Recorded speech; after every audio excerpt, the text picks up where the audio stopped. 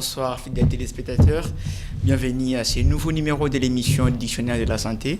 Ndenge to yebi déjà ezali émission et sur Arabi Sonabino pendant que vous avez réponse précise na ba question automatique souvent dans la société dans les camps Italie santé. Yango émission na bino bolinga makasi ezalaka toujours on a pendant qu'on peut sabino ba détail pe ba éclaircissement na oyo Italie bongo li cambo ya santé. Donc les tolobaka chaque jour que c'est une émission de sensibilisation pour sauver des vies. Donc tous arawana pendant que sensibiliser pour que ba vie ezala toujours malade parce que pour muta za bonne santé et zo senga ba prévention et senga ba sensibilisation et zo senga ba matea ba coaching ya makasi na ba o na benga ka bongo ba professionnel de la santé pour que ba mekampe ko éveiller conscience na biso pour tous ala vraiment victime ya ba maladie té oyo et tout ça kabiso na kati ya société na biso. Voilà lelo to sauver pas seulement les vies mais aussi des vues. Donc on a déjà que besoin comprendre que tant que le bela ko sauver ba vie TK mais n'a pas vu, c'est-à-dire que tous les cambo Italie bongo vision, les cambo Italie bongo misu parce que y a monde et zali lumière il y a bongo inabiso ce qui misu zali malamte bande ko balandi bon dimelanga que même vie pe ko zala agréable été. Alors les autres le bela bongo les cambo Italie misu thème d'habitude bongo les cancers de l'œil tout kaka dessina mois passé mois d'octobre tout a été célébré à mois de sensibilisation pour le cancer il y a col de l'utérus et cancer des seins. Alors cette fois-ci toujours le bongo cancer de l'œil mingi to éviter que li soupé et ko développer cancer parce que les autres y wana prendre ko éclaircir ko sensibiliser bino na o Italie bongo cancer de l'œil. Voilà les lots nous alinga moroté comme d'habitude nous allons toujours accompagner un médecin un professionnel de la santé on a benga bongo nous allons bongo accompagner na docteur Rogatien Kiyanga et azali bongo spécialiste en ophtalmologie. Donc il au Italie misu domaine na azali vraiment doué dans domaine wana il est ambi lelo pour amène ko sensibiliser biso ko pesa biso moi maté pe ko éclaircir biso cancer ya lisu ezala randinga nini évoluer randinga nini est-ce que bikaka. Alors ba détail tout wana to zongo longo na ye docteur Rogatien Kiyanga. Docteur Rogatien mbote na yo mbote mi santé malam santé za bien azali na songo makasi ya ko ya moso na plateau na biso parce que à chaque fois to yambaka yo mais kakampe ko pesa biso mayele pe ndenge nini ya ko prévenir les cambo télévision parce que misunde lumière ya bomo. En tout cas merci ndenge ko répondre une invitation na biso docteur. Merci. Voilà, sans plus tarder netoti ko annonçango le docteur Kiyanga toujours le bela bongo les cancers de l'œil, un danger silencieux qui menace la vue. Donc danger moroboye zarango cessé mais ils ont menacé bomoyi. Voilà, sans plus tarder docteur mais quand on ko ebisa bande ko balandi et on a biso à plateau cancer de l'œil ils en ont nini. Bon, cancer de l'œil ils ont quoi ba cancer nyos. OK. Mais seulement que le pour la localisation nango ils analyse yango to bengi cancer de l'œil. C'est-à-dire que ba cellule normale ils allaient se multiplier d'une manière anarchique alors provoquer bengi cancer. OK, ils allaient se multiplier d'une manière anarchique. Mais maintenant que l'immola sous moi terme on a malam parce que bandeko balandi mingi ba comprendre vraiment en français on a malam té que se multiplier d'une manière anarchique et ligne l'accent nini. Donc c'est-à-dire que une cellule normale il faut etikala ndenge et se développer etikala na volume nango normal. OK. Mais yango sikoyo au lieu de un volume normal, ils ont se multiplier. Donc, et déborder limite. Ils ont déborder. OK. Ah, okay. C'est ça qu'on appelle cancer d'une manière générale. OK. Alors, quelles sont les formes les plus courantes? Il y a cancer, il y a l'issue. Cancer, il y a l'issue, ils ont une forme mi-balai, ils sont plus courant. OK. Forme à liboso, ils ont un rétinoblastome. Rétinoblastome. Il y a mi-balai, ils ont un mélanome. OK. Donc, ce sont les deux grandes formes. Il y a cancer et l'issue. C'est que des formes, on est aussi différées par rapport à Yanine. Mais quand on a cette différence, évolution, il y a des formes, il y a cancer de l'œil. Bon, forme à liboso, il y a un rétinoblastome. Blastome, ndenge tout le monde qui va faire passer, tout le monde qui va couche, il y a l'issue. OK. Tout ça, la couche externe, il y a un blanc de l'œil. Il y a un catalio boye. Azomona. Oui. Ce que tu boli blanc de l'œil, au comme na katikat, au couti couche mususu babengi IV. yango nde eza noir eza lokola rideau oyo babengi antichambre po ete lumière ekota d'une manière exagérée na lisu te. Soko oleki kushe wana okokuta kushe ya suka babengi rétine yango nde ezali kotapise la partie interne ya l'œil. Donc par exemple lokola ballon soko oti mopepe na kati na ballon kushe oyo ezali en contact na mopepe na lisu nde tozobenga rétine. Alors rétinoblastome yango ezo concerner kaka kushe wana interne oyo babengi rétine nde côté même rétinoblastome euti. Voilà, tu comprends. Tandis que deuxième sorte wana babengi mélanome ezali ko concerner couche oyo ya katikati na couche oyo ya libanda. Couche oyo katikati ezali lokola rideau IV, voilà. Oyo babengi IV. Alors cancer yango cause nango eza nini to pe ba facteur de favorisante nango eza vraiment nini? Bon, cause comme telle est vanité, mais seulement ba facteur favorisant nde ezali. Na ba cancer nyos facteur favorisant ezali cigarette na masanga. Wana d'une manière générale. Mais na kat na lisu ezali peu na facteur héréditaire.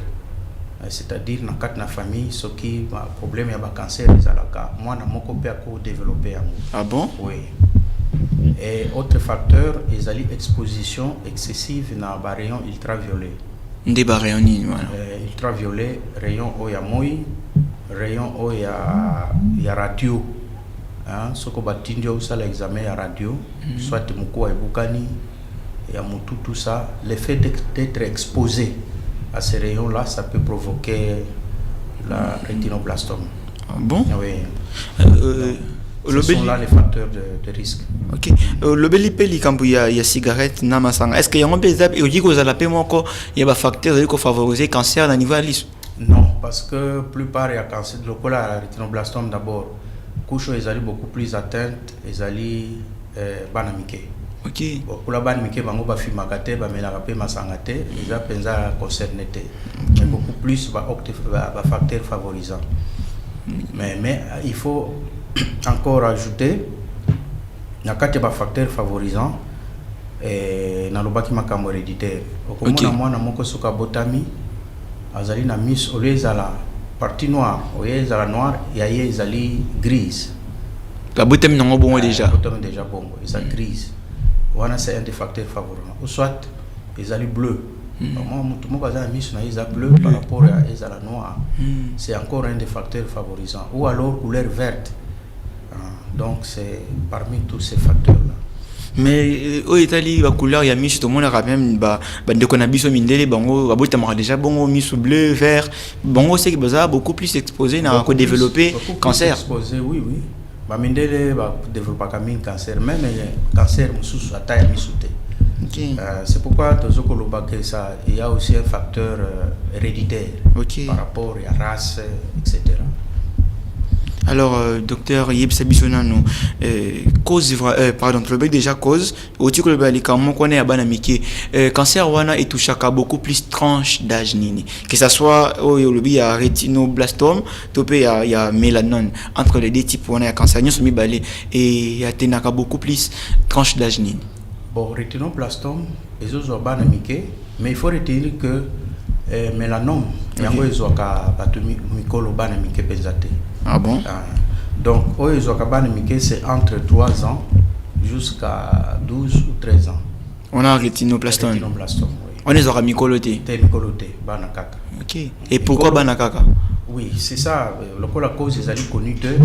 Mais la étude, ils ont se manifesté dans Banakaka. Ok. Et Mikolo Bango va beaucoup plus attaqué dans mélanone. Oui.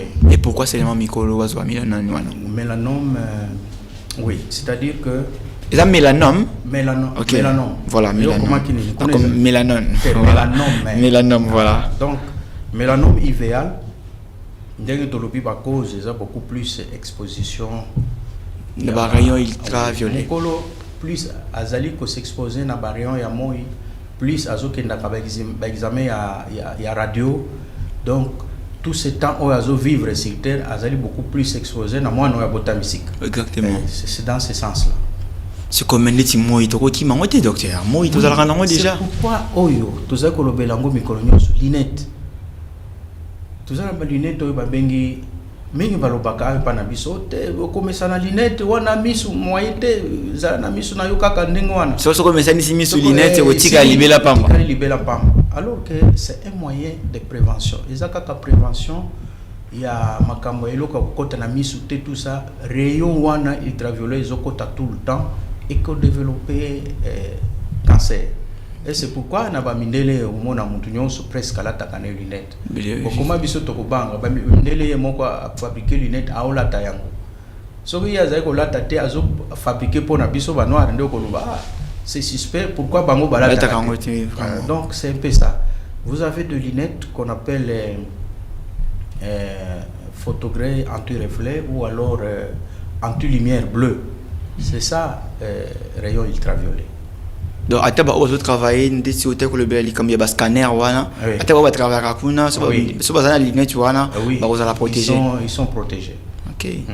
Voilà. Donc bande ko balandi to négliger vraiment usage de lunettes té les alipe moko ya ba outil o resunga ngai na yo pour que to développer to za la risque était ko développer cancer ya liso parce que moi les alipe moko ya ba facteur les ali ko favoriser développement il y a cancer de l'œil.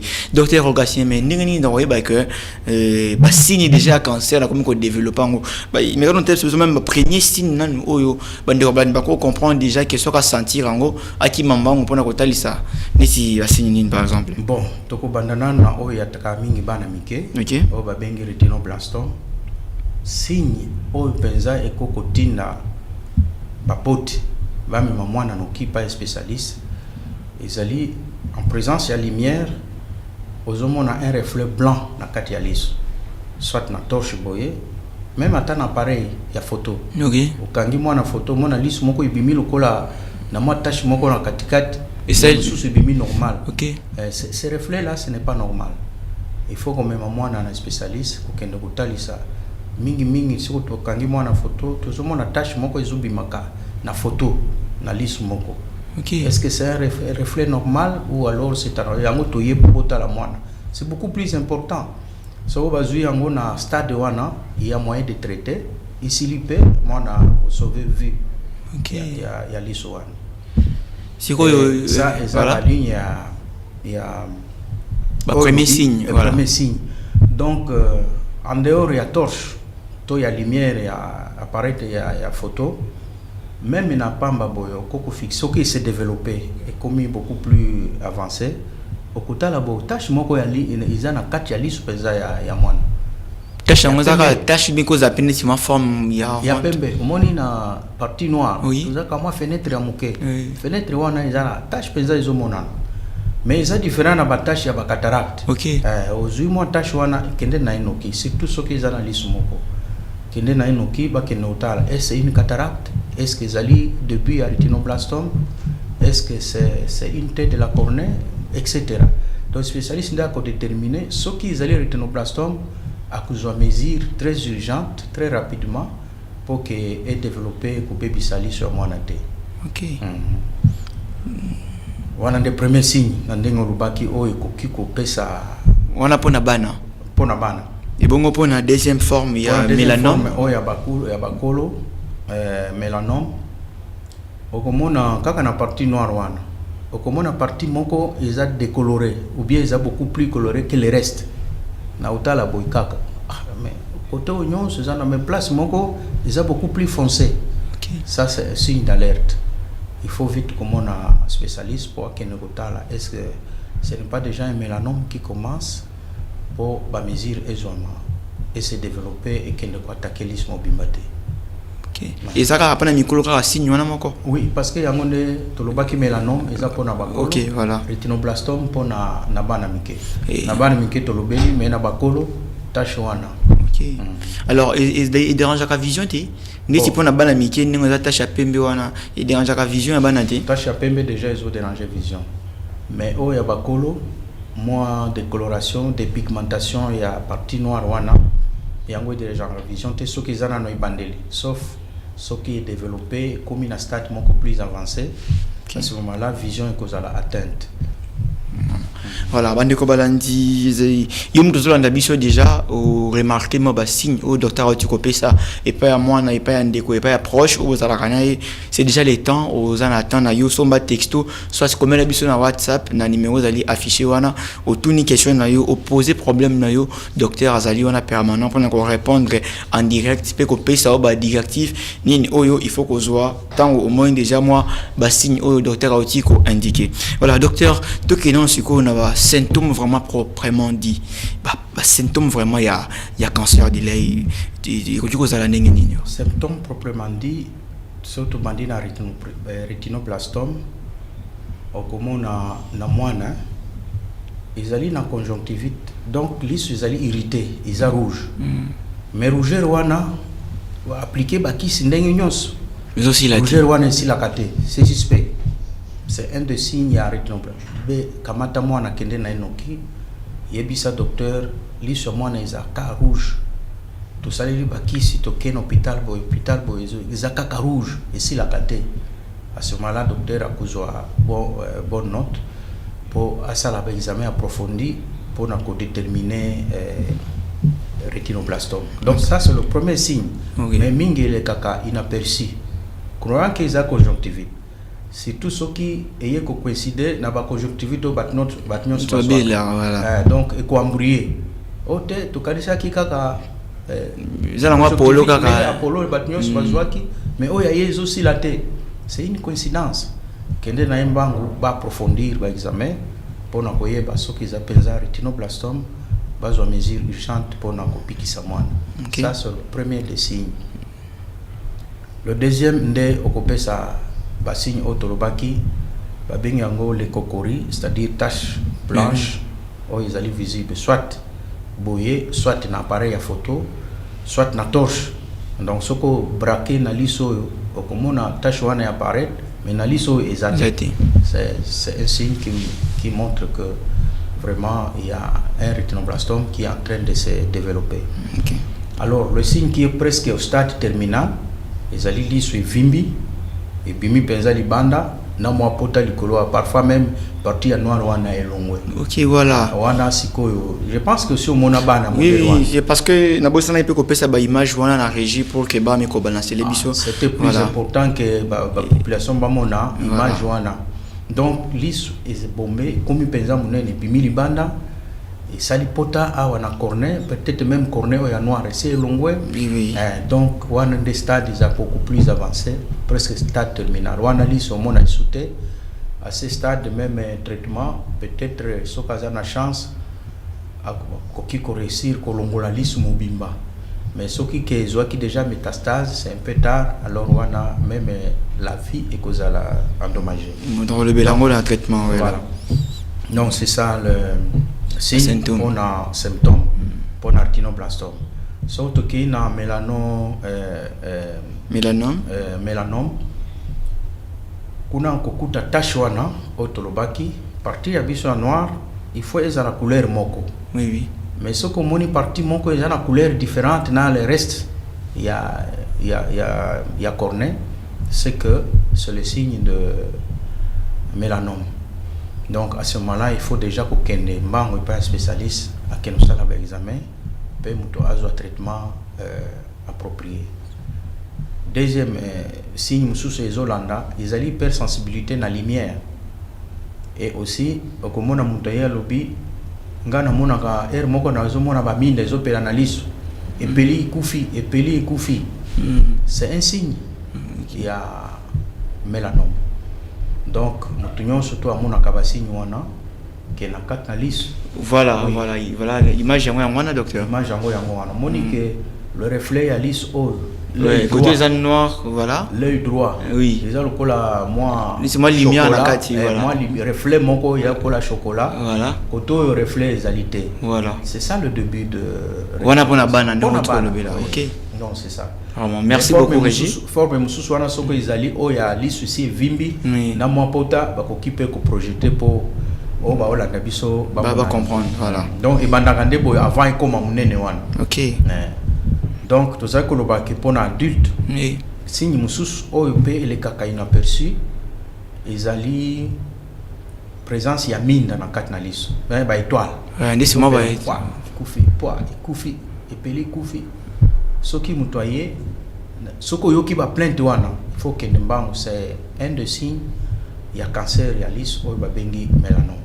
Okay. Donc c'est ça un peu les autres symptômes et signes mélangés. Mais docteur, les Cambodgiens, il y a lisse ou il y a noir, on a pas micolo, mais il y a mon arrêté naturellement déjà noir en abysse ou il y a lisse ou ils ont déjà neti 4 ils ont moi noir makasi et puis les bandes en angouana ils ont neti moi chocolat ils ont bon côté. Bon, c'est ça. Le problème est anini. Oui. C'est-à-dire que ndengi lisse na yo ezalaka. Oui. Soko o ya katikati eza noir makasi problème te. Mais o elandi. Oh, le bic est noir, peut-être ils ont viré vers chocolat, voilà. Mais il faut les uniformes. Ce que mon siko parti mon ko ils sous chocolat et comme noir, le cola oya katikat. Ah ok. C'est dans ce sens-là. Mais c'est un signe suspect d'un cancer de l'œil qu'on appelle mélanome.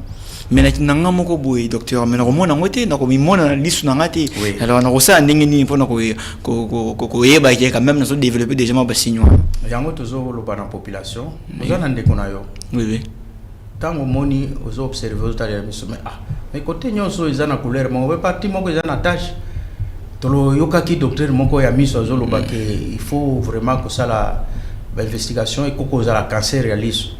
Mais il y a un hôpital, PC conseil, qui est un spécialiste. Donc, batunde ba komona. Voilà, image me souviens moi. Wana izaka lokola oyo le kaki. Donc un reflet, une tache blanche, tant va braquer na torche. Voilà. Donc ndingi za wana akomona ti. Voilà, nesi na moni peut mettre noir wana sali moni c'est moi chocolat wana. Moni peut mettre noir et ali chocolat. Mais moni comme moi tache moko ya noir les sous na chocolat. Oui mon ami. Là ce n'est pas normal. Il faut les alliances réguliers. OK. Ce sont des signes qui peuvent vous pousser à aller voir un spécialiste. Wana sko akomona to vision des ala moi endommagé. Azomona moi ndam. Mais ce qui est commis à niveau o ya tache ya reflet blanc wana vision équité. OK. Azomona penzate. Voilà. Moni na coin et pas boyer, ils appellent moi rougeur. Voilà, et mon ami. Donc c'est ça l'irritation ou confondre na conjonctivite. OK. Au côté bakisi mais rougeur wana izakanango kaka. Donc c'est ça. Donc yo senga pena yo moko to ngozana ndako zala rapena moi temps ya ko contrôler la rapé ya ko se contrôler yo moko ndako même na miroir zo tala na moni lisu na ngao za maboy. C'est important. Oui. Mais mingi surtout ça des femmes miroir zala rapena ko chama fort d'éteint ko chama poudre. Faut ko landela pe misu c'est important. Maman moi tilo kaka voilà. Crayon wana kaka ici alors que faut ko landela couleur ya misu na. Voilà. Par rapport à l'explication au uzu partir ya lelo. Voilà. Alors docteur, expliquez-moi non ndenge bo salaka diagnostic ya cancer à lisu. Bo procédera non ndenge ni mécanisme on a diagnostic. Premier examen, ils allaient au babengi ophtalmoscopie directe. Okay. Donc appareil moko bouillé. Ils en ont pas pile na 4 pellicule, soko sali bo okomona intérieur ya lisu. Ah bon? Oui. Les babengi ophtalmoscopie. Oyo wana ekoki ko déterminer que ils ont problème ya cancer. Mais en dehors de ça, il faudrait compléter avec l'échographie. Échographie à l'issue pèse à la Ah bon? Oui, échographie à l'issue pour déterminer quelle est la partie qui est atteinte. Ils allaient atteindre combien de pourcentage, tout ça, pour n'envoyer banding à intervenir. Ok. Donc ce sont là les examens qu'on fait pour dépister le cancer de l'œil. Bah pareil, on a pas tout cas ou bien il peut aux anango. Ceux qui m'ont pas d'ailleurs au coup de pareil, on a ça l'examen. Ok. Alors on est fort au salon quand on monte bassigne, on a bien même pas bakara, il faut mettre nous comme kaka. Ok. D'abord toujours payer sa intention à la population. Yo moko tango moni bassigne wana, oye pas ya docteur. Oye ko ba po docteur ngana ye na landaki na information que ce que mon tâche moi qu'on a lisse na place boy il faut que qui m'embang koko za cancer et yango na imbango po ete ce que za yango besoin na traitement po ete et se dégrader. OK. Donc c'est ça. Voilà. Avant tout temps, message, tout le monde dit comme tout ce comme l'habitude déjà la question à bon. Avant tout zwango, docteur Mekano côté le biso mode de prévention parce que tel biso facteur aux alliés qui favoriser cancer. Alors mais n'engni to dit que ça là pour nous prévenir. Bien sûr que comme c'est ça héréditaire, mais d'une manière générale, ni autorité que ça là pour nous prévenir cancer de l'œil. Bon, prévention est par rapport à l'exposition aux rayons ultraviolets. OK. Parce que on a des makina biso bien mais par rapport à l'exposition à rayon on a tu veux développer le cancer. À ce moment-là, on a le problème ya lunettes. Rayons ultraviolets, ils allaient par rayon ya moi. Donc ils allaient par rayon au et na radio. Par examen à radio tout ça la capote yeba muku asoki bukani etc. Alors dans ce cas esengeli kolata lunette ezana lunette moko babengaka blue V c'est-à-dire bleu ultraviolet. OK. Donc yango nde ezali ko protéger miso po ete rayon wana ekota na kati na miso te po ekende ko endommager rétine po ete o développer ba cancer ya miso. En dehors de ça, il faut éviter à kotala éclipse solaire. Parce que mingi bazaka soki événement wana yé bazulu kabamu na ndenge ni sanza na mo tout temps. Okoki ko utiliser ba cliché radiologique o ezaka ko la fumée et ko diminuer kama sensibilité mais lumière ekota kaka. Ah bon? Ato la ti lunette ya ni. La ti cliché wana. Ah OK voilà. Ekota kaka. Mais même les lunettes ultraviolet, même uzana yango kotala na éclipse solaire te. Ah bon? Kotala te. Donc oyoana ils ont protéger biso kaka na rayon ya moi ordinaire o nzamba sali parce que soko bimi kaka na moi rayon ils ont kotana biso parce que biso il faut za coller le pulmona. Exactement. Ah. Donc c'est un peu ça. Alors docteur, est-ce que l'alimentation peut jouer un rôle important pour la prévention du cancer? Bon, alimentation comme telle, ils ont joué un rôle. Mais seulement que ce qui azali est bien alimenté, résistance naie et à organisme, ils allaient makasi. Parce que ce que résistance ils ont bien et que se défendre même dans le développement de la cellule cancéreuse. Okay. Mais ce que résistance et organisme est diminué, alors l'organisme à cause de la très faible, même le cancer et cause de se développer très rapidement. Ok. Ah. Voilà, merci docteur pour l'éclaircissement. Tu reçois quelques messages avant de recommander le biseau parce que la télé c'est les temps. Bande comme ça, bon, lim ça biseau sur tout un message n'a bien noté, mais tu reçois quelques questions rapidement. Voilà. De quoi tu ni ceux qui montent à zoyo kami sundeti zelo nakati et koki kozala nini. Voilà. De raison banga ransi de quoi il faut ça la paix cancer mais quand on éclaircir. Donc ce que tu le baki makambo ya zelo na misu te elingi ko lobate ke na bosanaki. Voilà. C'est parce que zali concerner cancer te. OK, voilà. Donc c'est ça, ça concerne autre maladie. Par exemple aux akana mukusana misu. L'effet ya komi kwanza mingi soko etika ka sensation ya grain de sable. OK. Ou soit vous avez un problème et tension oculaire augmentée l'autre fois et puis ça capte sensation il y a grain de sable dans miso. Donc des gros bangs on a utilisé dans le cancer on est formé un docteur dans cabinet comme ça à voir ça ceux qui ont des problèmes ni mais ça on dit comme cancer était bon docteur. Oui ça bon. Voilà. Et donc bon pour na bande ko basi mususu o basai la ka ils ont produit mo ba tchaka na lisu pour colorer lisu et comme ça bleu voilà baba produit on est un peu dangereux pour na cancer. Bon pour un cancer comme tel mais il coquille quoi infecté lisu.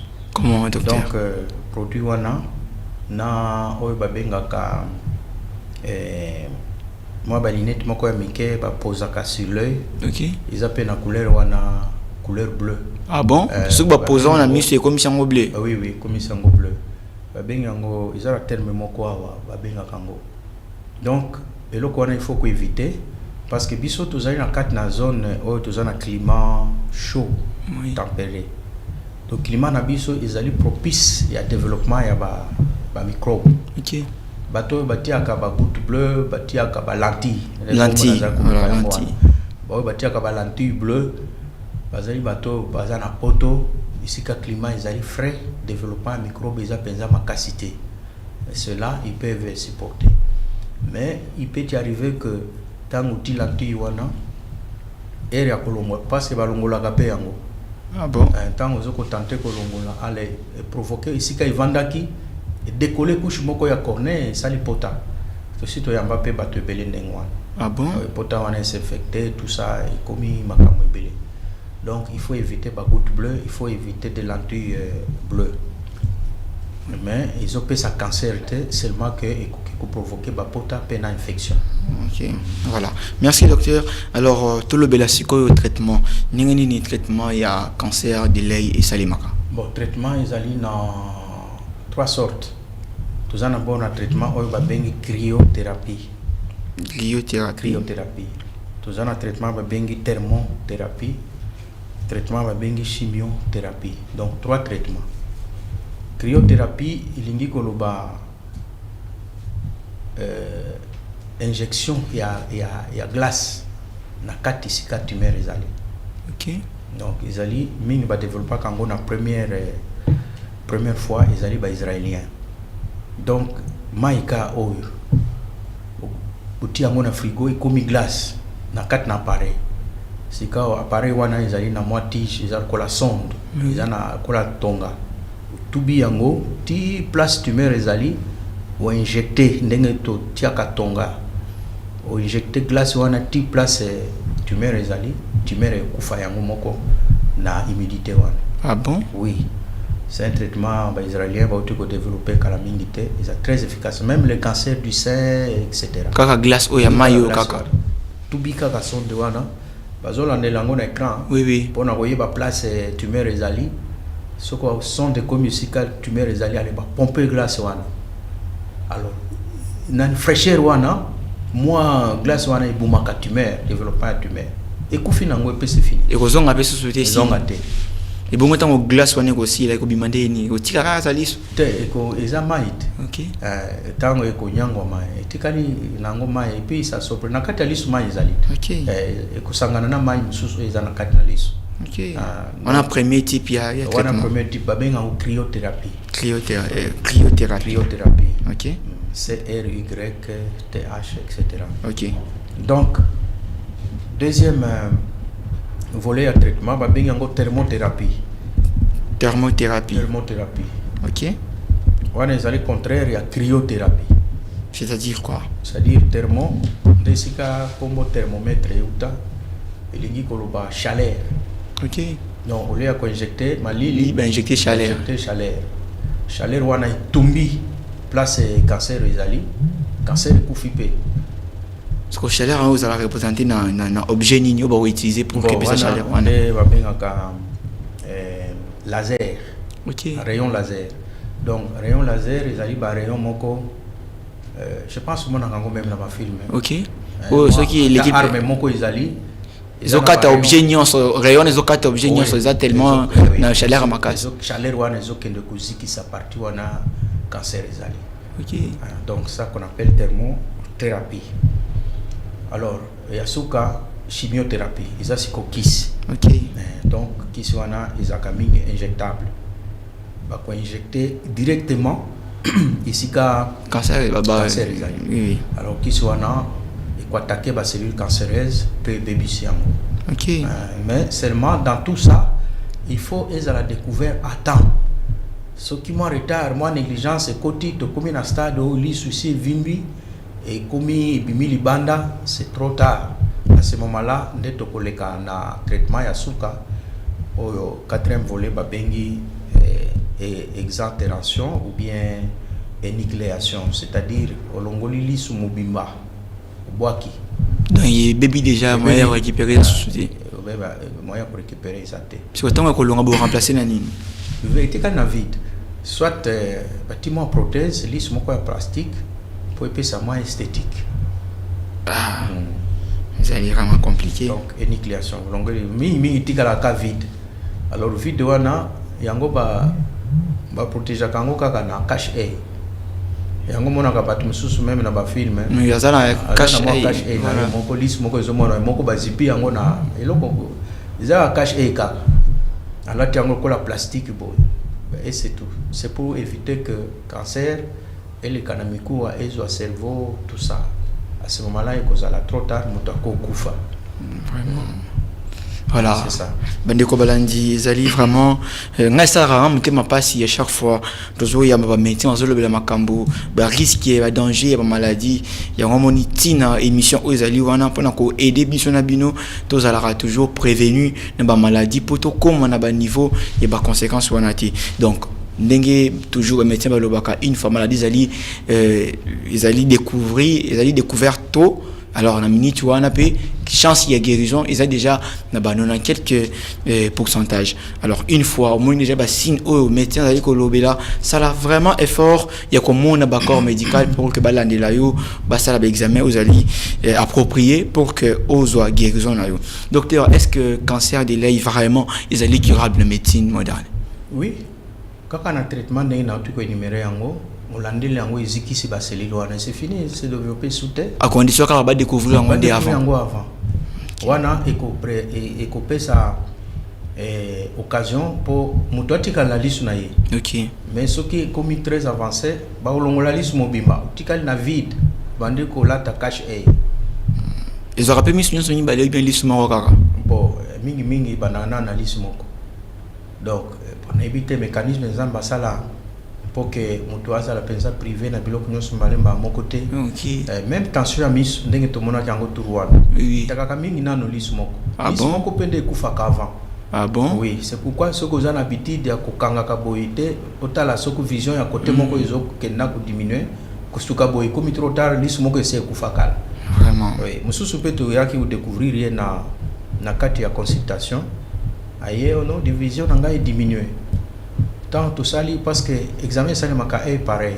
Ou boucher est moko muto atanga na e mususu. Mais to boucher o izo manobi mais nazo monate. Oh. Ozo monate.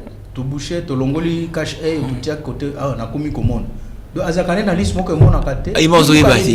Oh, c'est grave. Non, c'est ça. Vraiment. Donc biso monto appelle habitude du voir ko ça vraiment examen à yo moko ko la évolution. Kangi koto na omona kangi koto na omona pe. Mais ce ko moni côté moko bandi diminuer. Pas spécialiste. Voilà. Merci tous ceux qui m'ont déjà derrière les temps de comment retrouver la question Yasuka vraiment bolim sabiso ba o bazo benga biso na WhatsApp ko benga te ko ça la message audio te comme la biso to répondre yo rapidement. Voilà. De comment retuni ma ya misu ezo bima pamba misu ko diko za la cancer. Te e ko kiko za la cancer te soko ba signe auto énuméré ezalité. OK. Mais so ba signe wana ezali e koki la cancer. OK. Mingi ezaka mingi tension à mis et puis misaka ma ya mis mingi ezaka ba les canaux d'évacuation ya ma ya mis et komi bouché. OK. Et puis misaka ma ya mis parce que biso tozaka na communication lis ezana canal et biminazole. Ah bon? Oui, yango monaka so mutazole là azako se mouché ezaka myoité. OK. Ezande ma ya mis elo le kana canaux wana et nazole il faut ebima. OK. Donc quand on a ce qui est bouché, alors moi j'ai mis ce que banda bima tout le temps. Tout le temps. Ou soit aux anamukusa na mis une conjonctivite allergique chronique. L'effet chronique et banda bimisa maya mis. OK. Voilà ndeko, j'espère que aujourd'hui réponse na question na yo. Voilà. Docteur Rogation qui m'a déjà parce que la télé c'est le temps mais quand on kotali sa bande ko balandi ndengeni ndoko ko protéger mis na biso quotidiennement. Chaque jour, tu peux protéger la mission d'engagement. Bon, quotidiennement, quand on est dans la yaka, tu zong la kaka. Oui. Nabutu problème te, mais ce qui tongo etani, ça la lunette na on a mis. Parce que zali ko protéger na rayon ultraviolet, oya moi. Ce que tali na ba pays oyo déjà ko la désertique, sika chaleur ezaka makasi. Ba développer mingi ba cataracte tout ça. Okay. Tout simplement parce que chaleur est nuisible pas la mise. Donc ce que vous allez dans la lunette ou ba bengi bleu ultraviolet et ko protéger contre ba rayon wana ko été et kumba on a cancer te et kumba on a ba maladie mususu ko ba cataracte te. OK. Donc ça c'est au quotidien de baki et là que sengel ko sala yango wana. Voilà. Merci beaucoup Bandeko Balandi, merci de comment déjà na suka ya émission na biso docteur mais quand on copie ce message de sport na Bandeko Balandi ozola na biso o lelo na ministre o ndenge ba découvrir émission oyo ba se retrouver na kati ba signe oyo tikoloba ozola ka ba cancer ya lisu conseil nini to pe message de sport nini o tiko pesa na bongo. Bon, conseil to message de sport c'est que soki oyoki ba signe so to numéro A ozana moko to mibale kende mbangu pa spécialiste so ko sepela ke omona biso moko to ko pesa numéro po ete mutu nyonso azala na yango aluka biso po ete to sala examen supplémentaire to yeba eloko nini ezo sala ndenge wana.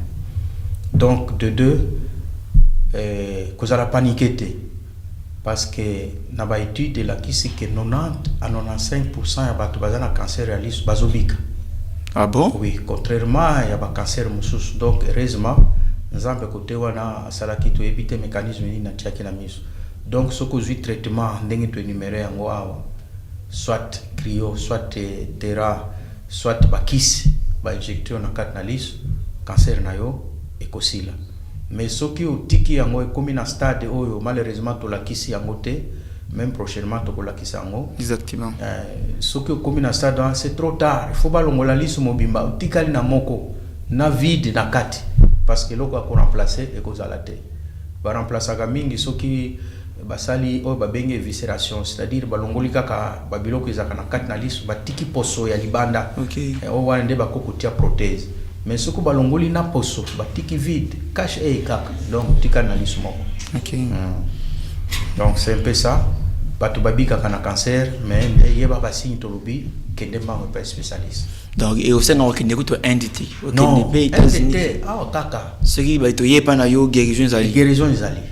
Voilà. Voilà, merci beaucoup pour l'éclaircissement et Bandeko Balandi. Donc comme déjà na souka docteur tozongi si lo basuka pa na yo dernier mot d'encouragement, de sensibilisation na Bandeko Balandi bazali ko landa biso pour na lelo 1 minute seulement au PCP numéro de téléphone na adresse à cabinet et puis to six. Bon, je pense que je suis dans l'opinion sur déjà au état de sensibilisation ou bien encouragement. Ça fait partie déjà il y a monté la fin et seulement et là qu'on a compris c'est ça que oyo ako se sentir que azali parmi ba signe oyo to énuméré abenga biso na numéro oyo to kopesa 081 48 51 649 encore docteur 081 48 51 649 wana zape numéro ya WhatsApp. Okay. Soit bengi na appel normal soit na WhatsApp. On a toujours docteur Olgatien Balamoko. Voilà. Merci beaucoup Tokomi Nasuka ya émission na biso mokolo malelo tozalaka toujours nesonga makasi parce que bozalaka wana tellement belé te bibino personnellement te mais te biki bozali tellement nombreux au bolandaka biso chaque mercredi na 15h et puis les samedis na 11h. En tout cas un grand merci à vous, un grand merci à l'équipe technique qui coordonné bon na monsieur Christian et à son qui biso makasi kuna na régie pour que tous les kanabandaku et le ngope na monsieur Trésor pour na signer caméra et pas zalaka toujours wana pona ko songa biso tout sensibiliser malam pour sauver ma vie. Un grand merci Nabino, équipe technique. Un grand merci à la hiérarchie de la radio-télévision La Voix des Lecs. Un grand merci à vous et un grand merci à vous aussi, chers invités. Merci d'avoir honoré notre invitation. Voilà. Tous espérer que vous annonce prochainement pour nous le sous makasi les cambo Italie mis pour nous songa bandeko bazalara toujours en bonne santé. Un grand merci également na tonton Miché Louvila yazali moko yabalandi ya émission Nabisola Narabiso chaque jour. Un grand merci à toi tonton. Un grand merci également na maître Silda Menayame et yazali bon la maison de couture Mena couture voilà yepi yazali moko oyo asunga rabiso de loin. Un grand merci à toi maître Silda. Un grand merci à tout le monde. Ndé garder toujours rendez-vous Nabiso chaque mercredi à 15h, les samedis à 11h. Tous allons prendre sensibiliser bino ndé pour na lelo to ebisi bino bongo. Au revoir et bonne suite des programmes na chaîne Nabiso. Merci beaucoup.